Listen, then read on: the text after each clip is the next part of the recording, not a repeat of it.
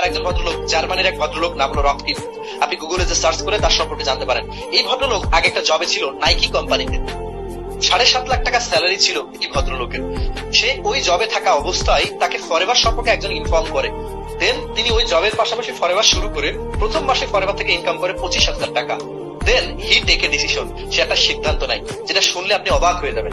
সে 7.5 লাখ টাকা জব ছেড়ে দিয়ে ফরএভার লিভিং শুরু করেছিল। বলেন তো, আপনি ব্যক্তি 25,000 টাকা ইনকামের জন্য 7.5 লাখ টাকা জব ছাড়তে পারবেন? এখন বলেন, তার আশেপাশের লোক কি তাকে বাহাবা দিয়েছিল নাকি পাগল বলেছিল? অবভিয়াসলি পাগল বলেছিল। তো তখন সে ব্যক্তি বলে যে ভাই, আপনারা যাই বলেন, আমি কি করেছি, আমি আমার দাড়ি পাল্লায় মেজারমেন্ট করেছি যে আজকে এই নাইকি কোম্পানি, স্পোর্টস কোম্পানি আমাকে আগামী 20 বছর পর কত দিতে পারে। এই 7 লাখ থেকে সর্বোচ্চ হলে 20 লাখই দিতে পারে। 20 লাখ ইম্পসিবল বিষয়, ধরলাম 20 লাখই দিতে পারে, বাট ফরএভার লিভিং আমাকে লাইফস্টাইল পরিবর্তন করে দিতে পারে। তার বাস্তব এক্সাম্পল দেখেন। হি টেক এ ডিসিশন, সে একটা সিদ্ধান্ত নেওয়ার কারণে আজকে পার মান্থ ফরএভার লিভিং থেকে ইনকাম করছে $9 lakh. Can you imagine that? Per month 7 crore টাকার উপরে ইনকাম করতেছে সে, 7 কোটি টাকার উপরে ফরএভার লিভিং এর মাধ্যমে। হি টেক এ ডিসিশন, সে কি করেছিল? একটা সিদ্ধান্ত নিয়েছিল। একটা সিদ্ধান্ত মানুষের লাইফে কি আমূল পরিবর্তন এনে দিতে পারে।